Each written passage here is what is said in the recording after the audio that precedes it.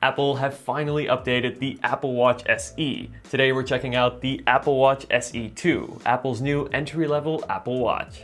I really enjoyed the previous Apple Watch SE, as it offered the core Apple Watch features at an attractive price. The Apple Watch SE 2 now comes in at an even lower price, coming in at $249 or £259, and today I'm going to be covering everything you need to know about this watch. Also, I am giving away this brand new iPhone 14. If you want a chance to win, be sure to subscribe to my channel, like this video, and leave a comment with your favorite feature of the new Apple Watch SE, along with your Instagram username, and then follow me on Instagram, where I will announce the winner on October 16th.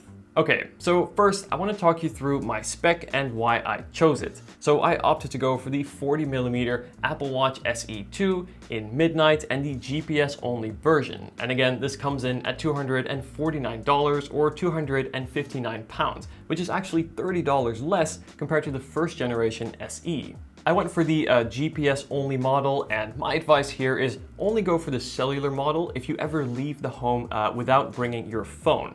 Now, this is something that I personally never do, so if you're like me, there really is no reason to have an additional monthly cost, as the GPS only version can still do text and calls. You just need your phone nearby. And then I went for the smaller 40mm version, as I find this size to look more proportionate on my wrist. In fact, I have a 155mm wrist, or 6 inches, and if your wrist size is anywhere similar to that, I would definitely go for the smaller version. Now, I have done a more in-depth size comparison video comparing the different Apple Watch sizes, which I will leave linked in the description. And then when it came to the color, I decided to go for the darker midnight, as I find this to be more versatile, working with a broader range of outfits from more casual to formal wear. And of course, the midnight color also pairs perfectly with the new iPhone 14. And then finally, when it came to the band, I opted to go for the sports band in midnight. If you are new to the Apple Watch, I think this is a perfect place to start, as this band is super versatile. It is comfortable on the wrist. You don't have to worry about getting the perfect size, as there are so many options to choose from. It is also easy to clean, and especially in this midnight color, it's quite versatile, so you can wear it for different occasions. Okay, so that gives you a look at my spec and why I chose it. But what is new with the Apple Watch SE 2 compared to the first generation?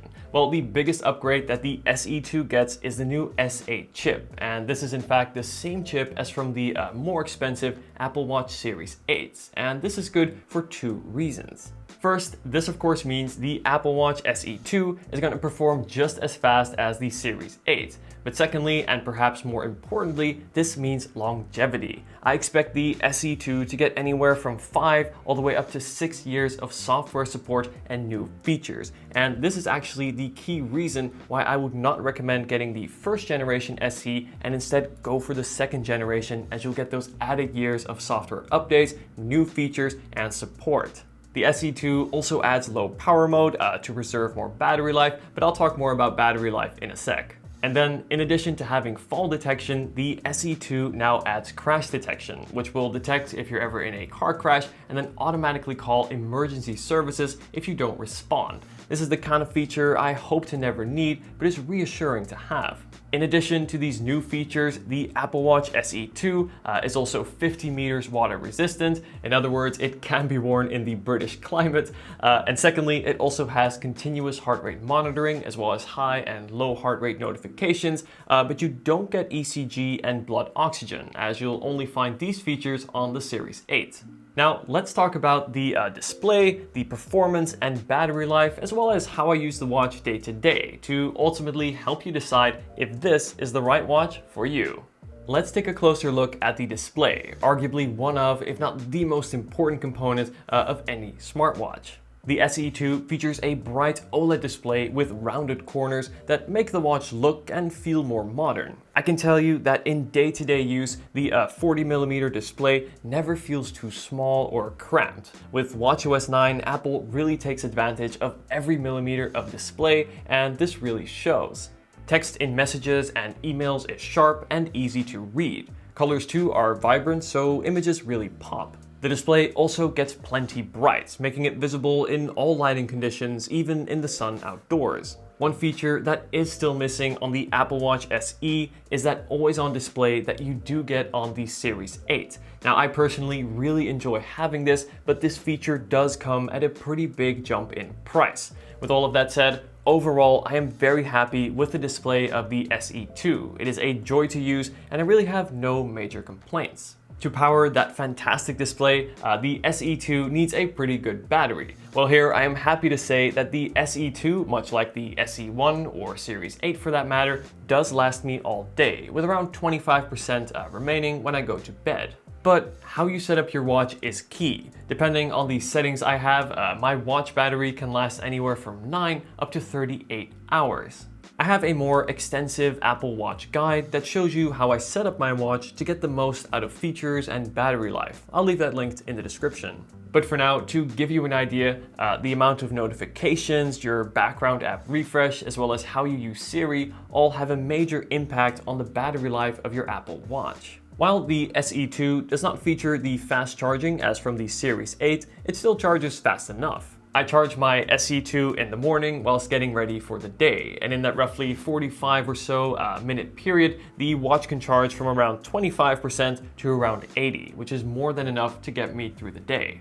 When it comes to performance, the S8 chip on the SE2 absolutely flies. Now, this is something that is easy to take for granted on the Apple Watch, but this is a big reason why this watch is so comfortable and fun to use. There is no lag, glitches, and switching between apps is seamless. The S8 chip is fast today and will remain that way for years to come. Now, I want to talk about how I use the SE2 in my day-to-day life, as for me, it is the more underrated features that I actually enjoy the most. First is getting notifications right on the wrist, which is absolutely fantastic. It is easy to see important notifications without having to reach for my phone. I say important notifications for a reason. If you were to let all of your notifications come into your Apple Watch, it may get a bit much. So instead, I suggest you manually select which notifications you want coming in.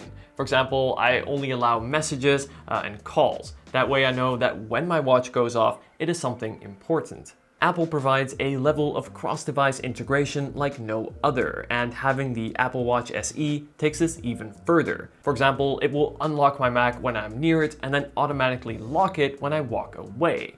I can also adjust the volume of my headphones using the digital crown, and I can also ping my phone if it's lost. Siri is great too, allowing me to quickly set a reminder, control my lights, or check the temperature before leaving the home. Living in London, I use Apple Pay every day, for my groceries to my morning coffee. Simply tap to pay with the wrist, it is safe and easy. And then lastly, there is activity rings. Now, as a very objective-oriented person, I find it so satisfying to complete these rings every day. Essentially, this is made up of 3 rings, one for stand, exercise, and move, which will then gradually fill out throughout the day to ensure you get at least moderate levels of exercise. After all of this, I think you can see why I like the Apple Watch SE so much. And now with the better processor, new safety features, and lower price, I like the Apple Watch SE2 even more. If you are thinking about getting your first Apple Watch, the SE2 is the perfect place to start at an attractive price while still offering those core essential Apple Watch features. And if say you're on an older model like a Series 3 or 2, the Apple Watch SE2 is going to be a solid upgrade. Thank you so much for watching, guys. Let me know if you have any questions at all about the Apple Watch. Stay tuned for lots more Apple Watch content coming very soon, including on the Apple Watch Series 8, as well as the Apple Watch Ultra. Thanks again for watching, guys, and I'll see you in the next video. Take care.